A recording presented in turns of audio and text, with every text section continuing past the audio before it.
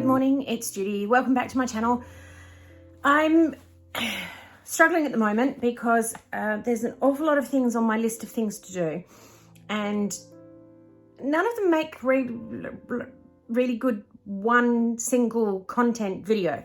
So I'm going to video this process that I'm going to do, but it might take me a couple of weeks.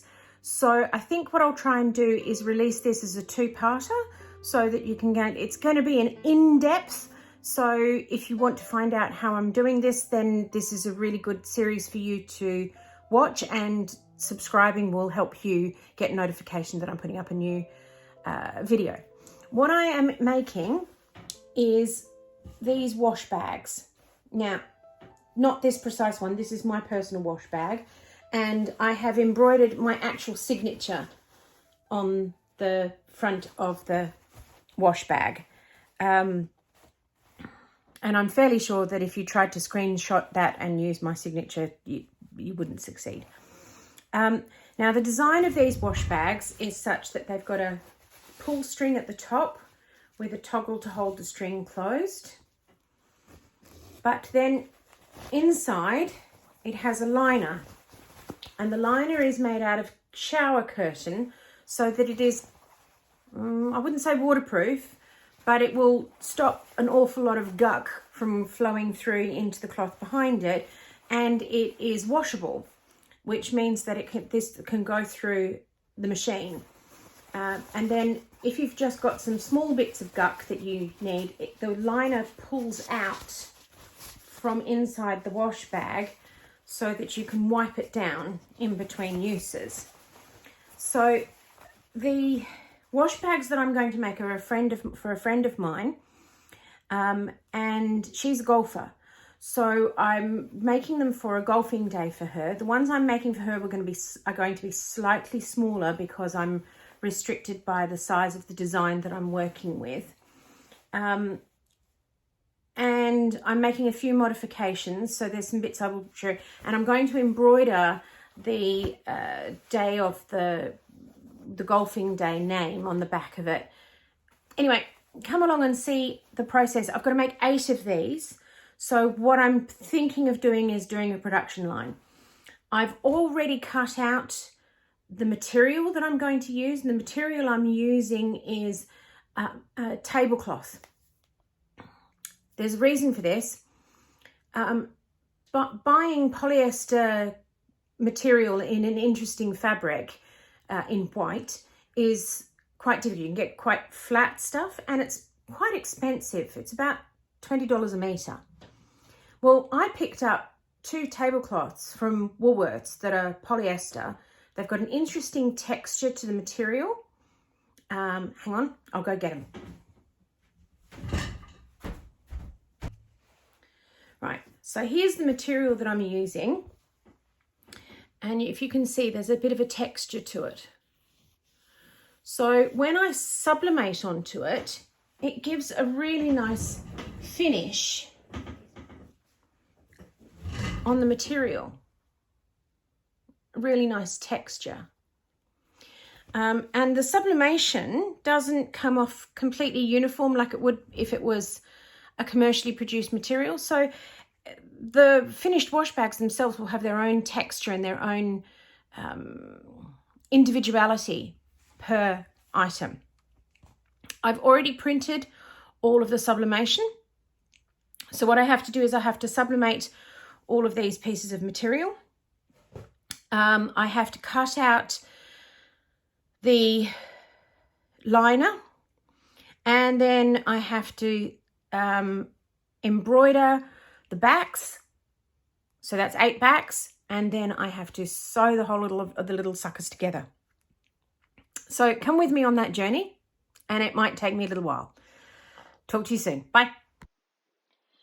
So I've already gone ahead and sublimated, heat pressed the fronts of all of the bags, and here I am just sublimating the plain backs that I will then embroider. I figured you probably didn't want to sit through the heat pressing of 16 pieces of material, each one having to be pressed 3 times with a 60-second break in between. So I have done some severe editing here, And while it may not look too much like it, there's a lot of me standing around staring at a heat press while it cooks and does what it's supposed to do.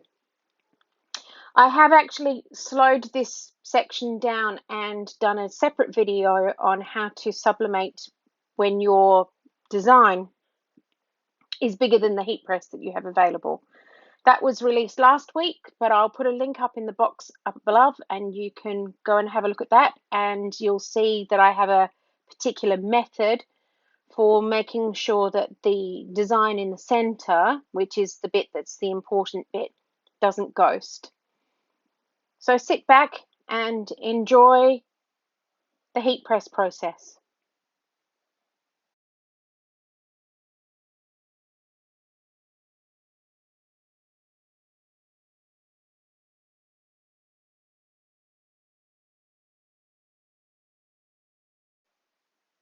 And that's what one complete piece looks like. So now I'm moving on to cutting out the interfacing for the embroidery. Getting hold of heavyweight interfacing at the moment is a bit difficult, so I'm having to cut out 2 pieces of a medium weight interfacing per piece of embroidery. And again, I've sped this up and I'm not going to make you sit through all of it. Here I'm taking one piece and cutting 2 of the backings, the interfacings for them. And I'm going to set this onto the hoop. So I need to find the center of the design so that I know where I want the lettering to be. And I'm just marking that with a washable pen.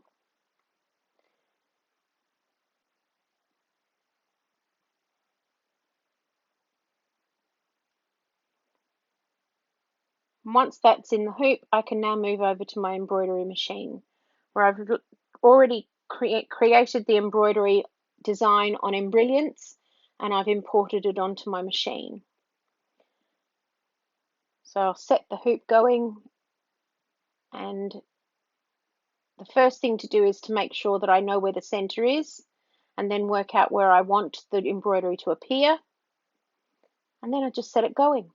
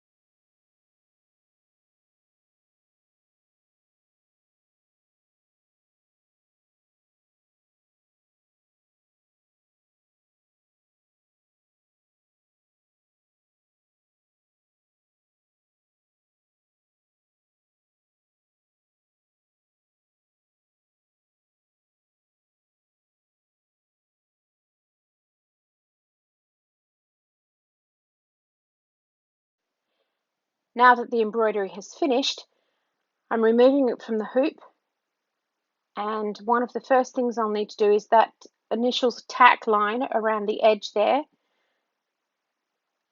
I need to unpick that.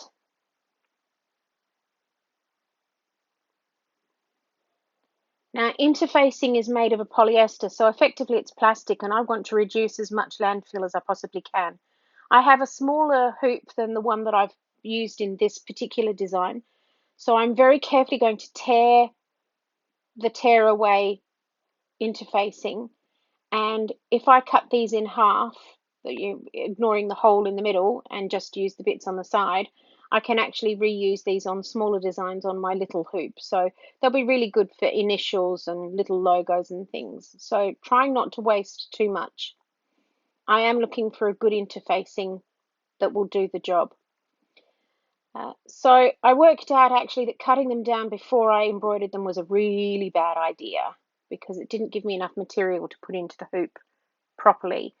So I changed tack, and instead of cutting them down, I put the complete printed pieces into the embroidery hoops and then stuck them into the machine.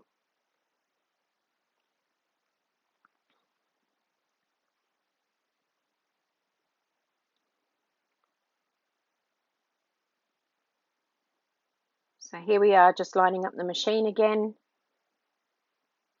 putting the embroidery hoop in and setting the design going.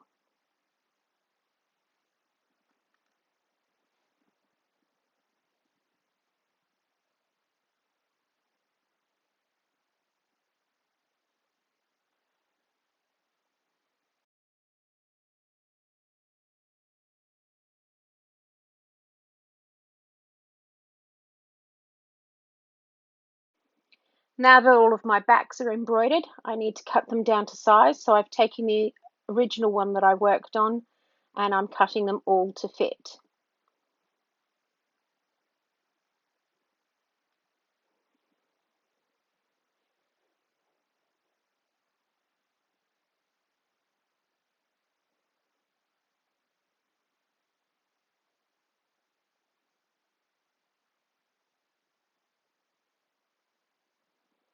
Now I just need to line the backs up with the fronts so that I can sew them. So the next stage is I've got my overlocker out and I'm going to just sew one of the edges together to keep them nice and neat and together.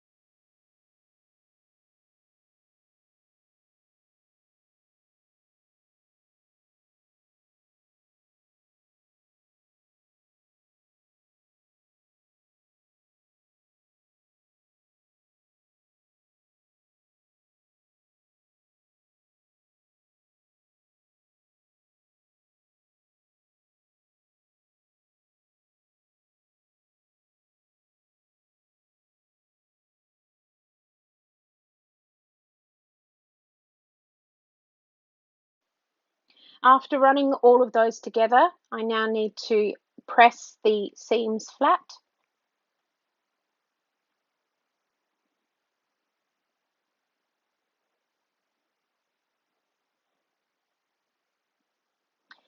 The difficulty is that I can't have the iron too hot, so it keeps leaking water, and it's not a great iron. I think I paid $7 for it from Kmart.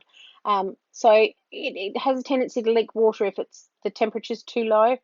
And I can't have the temperature up too high because this is 100% polyester and it just melts.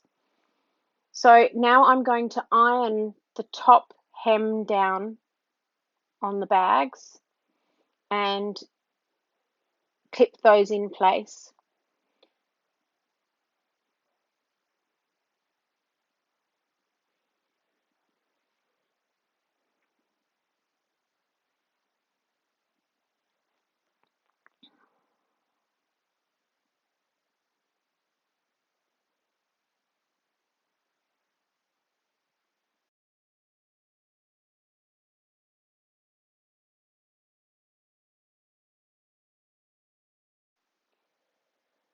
So the next step that I did was to then sew a straight seam down all of these edges. This, in retrospect, becomes a bit of an issue later on, but it actually works out in the end. It's just not crash hot, and I'll explain in the next step what went wrong. But here I am just sewing a straight seam down the tops of all of the wash bags.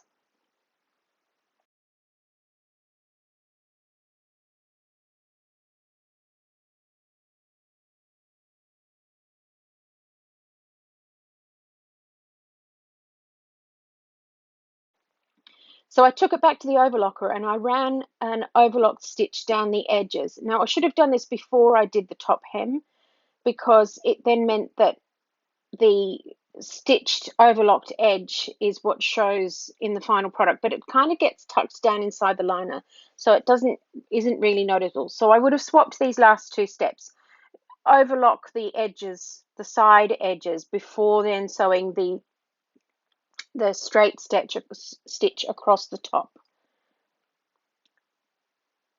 So with the right sides of the bag facing together, what I'm now going to do is I'm going to pin at the top where I want the gap to be in the side seam,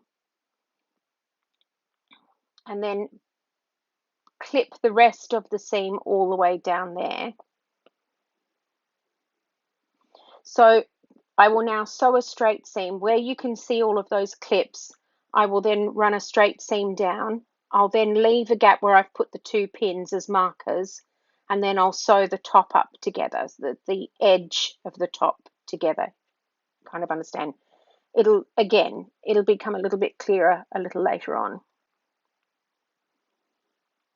Basically, this is going to leave a little hole in the seam to allow the pull cord, to come through.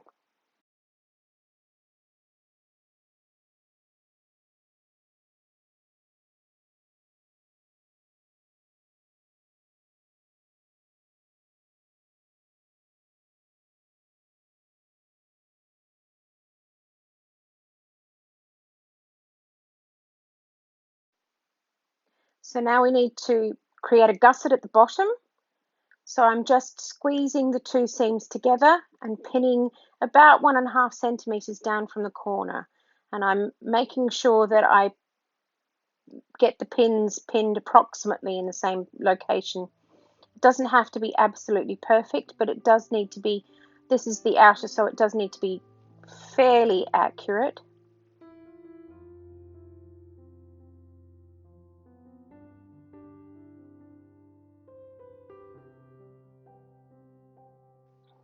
And now I'm going to sew where I've pinned, and to make sure that this is strong, what I do is turn it round and run a stitch back, so there's 3 lines of stitches. That gusset's not coming apart anytime soon.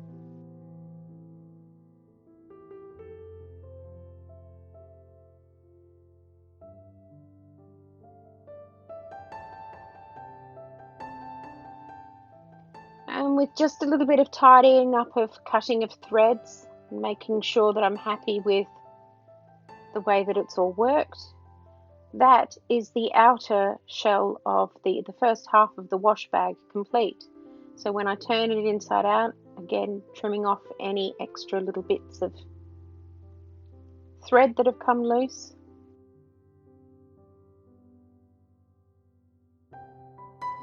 See, when I turn it out the right way, we've got a nice little wash bag. Well, the outer of one. So if you stuck this far, well done, fantastic. Thank you so much for spending time with me. The other half of this will be uploaded next week, and you get to see the completed wash bags in their wonderfulness. So thanks for taking the time to watch. Please don't forget to like and subscribe, and if you'd like to buy me a coffee, I will leave a link down in the description box below so that you can do that. Thanks very much. Bye.